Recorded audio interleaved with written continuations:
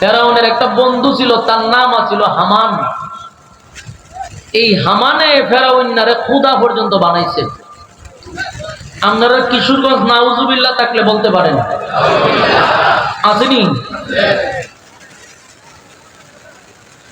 এই বন্ধুর কারণে ফেরাউন আজকে পৃথিবীর ইতিহাসে সবচেয়ে নিকৃষ্ট। আমি তার জীবনী পড়ে দেখলাম যে পিছনে একটা শত্রু আছিল, এটা হলো বন্ধু। আমাদের সমাজেও বহু মানুষ ধ্বংস হয় বন্ধুর কারণে। এখানে যারা সিগারেট বিড়ি খান, এখানে মিনিমাম তো মনে হয় যে 80% লোক আছে বিড়ি সিগারেট খায়। আমি একটা অনুমান করলাম, এই যে সিগারেট আর বিড়ি খাইলেন আপনারা শিখাইলো কেটা? মা বাপে, আত্মীয় স্বজনে, কথা কয় না।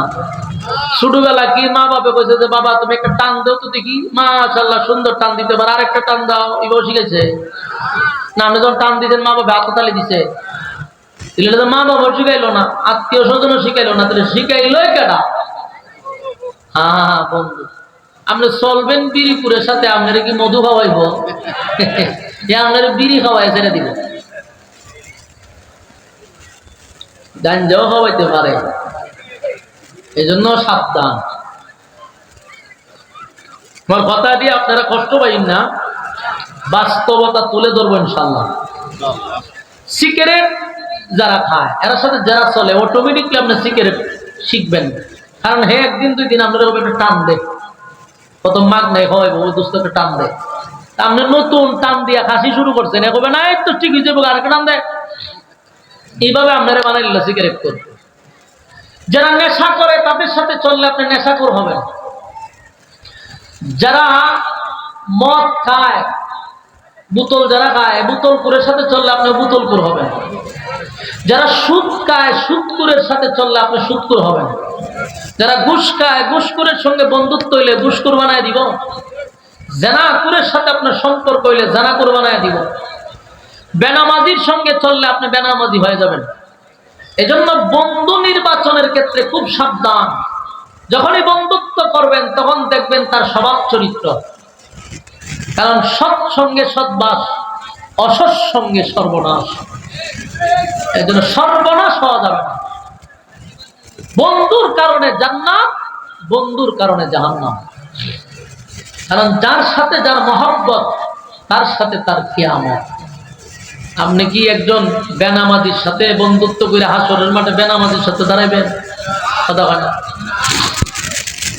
বন্ধু যে কি ক্ষতিকর, এখনকার জেনারেশন আজকে যারা ক্ষতিগ্রস্ত, আমার কথাটা অনেক যুবকরা মনে মনে হবে ওর কথা ঠিক। কারণ যতগুলা যুবকরা নষ্ট হয়েছে পিছনে বন্ধু জড়িত, বন্ধুর পাল্লায় পড়ে আজকে এতটুকু। ফেরাউনের জীবনী বইরা দেখছি, হামাইন্নায় সব সাবি লড়াইছে। পৃথিবীর ইতিহাসে ফেরাউনের মা বাবা জুতাটা ভিড়ে বাড়িতে বেরিয়েছে। খুব জ্বালা যন্ত্রণা করতো, মানুষের তো ঝগড়া লাগতো, বাড়িতে ঘন ঘন বিচারাইতো ফেরাউনের নামে। মা বাবা একদিন তারা বাড়ির থেকে তেজ্যপুত্র করে বাইরে দিছে। তো রাস্তা দিয়ে যায়, বাড়ির পর উঠতে পারবে না। হঠাৎ করে দেয় সামনে হামাইন্না বইয়ে রয়েছে এর বন্ধু।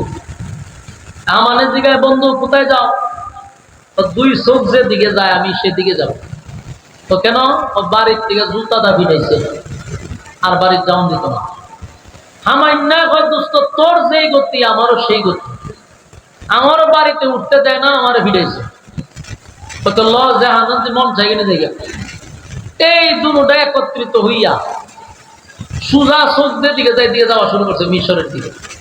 যাইতে যাইতে যাইতে এমন ক্লান্ত হইছে, আর মরুভূমি তো এক জাত জ্ঞান শুয়ে রয়েছে। পাশে তাকাইয়া দেখে তরমুজ ক্ষেতের বিশাল বাগান, কিছু লোক সেখানে কাজ করতেছে। দুটার দর্শে ফেডের কিডা, তরমুজ খেতে গিয়া মালিক রে ভাই সাহেব আমরা একটা তরমুজ দেন না খাইবার লেগিয়া। মালিকের দিতে ধমক, এটা কি তোর বাবা লাগাইছে তোরা তরমুজ দিতাম? তরমুজ খাইতে হলে খাম কর, এরপরে তরমুজ খা, মাগ না যেমন দিত না। দুটাই চিন্তা করছে তুই চাপাচাপি করি তরমুজ মাগ না দিবে না। তো এইখানে তরমুজকে তো বানিয়ে দিছে। এক বেলা কাজ করার পরে দুইটা তরমুজ দিছে, ইচ্ছা মতে খাইছে। খাইয়া কয় আমরা যাবো কো, যেমন তোমার দরকার নাই, তরমুজকে তো কাজ করি। এবারে বলছে ভাই আমরা খামলা হিসাবে রাখবেন নি করা হল খামলা হিসাবে রাখছে কদিন তরমুজ ক্ষেতের কাজ করছে কিছু টিয়া পয়সা হয়েছে ইডি লইয়া বাঁকছে যাইতে যাইতে গিয়ে ঢুকে গেছে মিশরের ভিতরে সেখানে যাওয়ার পরে কাজ তো গায়ে কাজ করব হঠাৎ করে দেখে বিজ্ঞাপন দিতেছে যে গুরুস্থানের দারোয়ান লাগবে এত লম্বা এত ফুট লম্বা লাগবে বাইরিতেছে ডুল বাজনার মধ্যে আমার না ভাই দোস্ত তোর চাকরি হয়ে গেছে ওই বেটা আমরা আর এক দেশ হয়েছে আমার চাকরি হইলো কেমনি তুই লম্বা আসস লাইনও দাঁড়ালে লেগে যাবে আমার বুদ্ধিতে লাইন হয়ে দাঁড়াইছে দাঁড়াই তুই হেলে কে গেছিলাম দারোয়ান হিসাবে চাকরি হয়েছে গুরুস্থানের দারোয়ান কিছু বেতন দেয় খবর টবর দিলে পরে কিছু টাকা পায় আল্লাহর কুদরত এ দারোয়ানি শুরু করছে পরে ওই দেশের মধ্যে মহামারী শুরু হয়েছে মহামারী বুঝেননি মহামারী মানুষ মরা শুরু হয়েছে মরলে লাভ গুরুস্থানের দারোয়ান মরলে টাকা আছে মানুষ খবর দিতে কিছু দেওয়া যায় এমন মহামারী হয়েছে এটা মারাত্মক ডেইলি মনে করেন যে 50-60 জন মরিত দেবে ওখান এত মানুষের খবর দিব হামাইন্যা গেছে দুস্থ একটা সুবর্ণ সুযোগ ওই দেখেন বন্ধু কেমনে নষ্ট করে দেখেন কয়েকটা বুদ্ধি দিই করে আমরা কয় টাকা পাই বেতন দুইজনে চলি একটা সুযোগ আছে তুই একটু কেরামি করবি কইবি যে টাকা না দিলে পরে এই খবর দিতে দিতাম না বলতে ডাইরেক্ট নিষেধ করে দিত না টাকা দিব হেঁটে তাড়াতাড়ি নাইলে খারাপ করে তোরা বলে লাশ লেখা থাক আগে টাকা দেয় নাইলে পরে করে লাশ ডুবে নিতাম না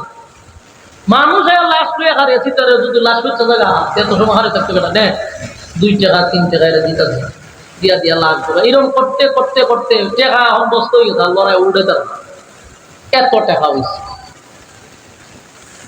প্রচুর টাকা হয়ে গেছে ফেরাউন এখন ই টাকা দিয়ে কিতা করবো চিন্তা করে গেছে আমার না হয় টেনশনের কোনো কারণ নাই বুদ্ধি তো আমি এনে দিব তাহলে বন্ধু বুদ্ধি হয় একটা কাজ কর দেশের মানুষ অভাবে আছে ওই মহামারী হওয়ার পরে প্রচন্ড অভাব জনগণ খাজনা দিতে পারতেছে না সরকারের ট্যাক্স দিতে পারতেছে না সরকার দিছে চাপ তোমরা যদি খাজনা না দাও তাহলে তোমাদের ঘর বাড়ি ধ্বংস করে দেওয়া হবে মানুষ পড়ছিনি মুসিবত করতে দিব টাকা মহামারী এই সুযোগে হামাই না দুস্থ একটা কাজ কর দেশের সব জনগণ ডাক দিয়ে না এদের সমস্ত খাজনা তুই পরিশোধ করে দিবি বুঝতেছেন কথা হয় যদি আমরা লাভ কিতা বলে লাভ কিতা পরে বন্ধু আছে সাথে চিন্তা করিস তুই আগে সমস্ত এলাকাবাসীর খাজনা পরিশোধ করে দে এদের পক্ষ থেকে তো হে সব গ্রামের মানুষের ডাকায় আনছে আইনাফা আপনারা তো খুব মুসিবত আছেন বলে হ ভাই খুব মুসিবতে বাদশা খুব চাপ দিতেছে খাজনা না দিলে বাড়ি করতে বাড়ি করে দিবে আমরা মহামারীতে অভাব অনটনে আছি দরিদ্রতা শুরু হয়েছে কোনো টেনশন করার দরকার নাই আমি আছি না আপনাদের 1 বছরের খাজনা আমি শোধ করে দিব এ সবার গ্রামবাসীর টাকা খাজনা এদের পক্ষ থেকে দিলাইছে রাতারাতি পুরো এলাকার মধ্যে মানুষের মুখে মুখে তার কথা উঠে গেছে দেখছনি এরকম ভালো মানুষ পাইবা কোথায় বেড়া আমরা খাজনা দিয়া দিছে 1 বছরের গুরুস্থানের টাকা নিলে কি হইব ঘুরাইয়া তো আমরাই দিছে এমন বালা মানুষ পাইবা কই সবার মুখে মুখে সর্বনাশ হে যদি দেশের পুষ্টি হইতো তাহলে আমরা অনেক উপহার হইতো দিছে টুপ পালাইয়া দিছে এখন খালি ধরার বাকি কিছুদিন যাওয়ার পরে তার খুব সুনাম ছড়িয়ে পড়ছে কিছুদিনের ভিতরে মনে করেন মন্ত্রী মরে গেছে দেশের মন্ত্রী মানে শুরু হয়েছে ইলেকশন আমার নাগর দোস্তরে তাড়াতাড়ি দাঁড়া তাই আমি দাঁড়ালে ফাঁস করুন বহিরাগত লোক বলে কোনো অসুবিধা না খালি দাঁড়াতো ফেরাউনের বন্ধু হামাইন্নার কথা হয়ে দাঁড়াই গেছে দাঁড়াইতে পরে দেশের জনগণ তার বলছে না সে যে দেশবাসীর খাজনা দিয়ে দিছিল 1/60 ফেরাউনের ভোট দিছে ভোট দিয়া হেরা রাতারাতি মন্ত্রী বানাই গেছে বুঝতেছেন নি কথা আপনারা না আপনারা খুব বিরক্ত লাগতেছে মনে আমার পয়েন্ট হইল বন্ধুর দ্বারা কি ক্ষতিটা হয় এই ওয়াজ আজকে আপনারা যদি এইভাবে বিরক্ত হন তাহলে তো সামনে আগানে যেত না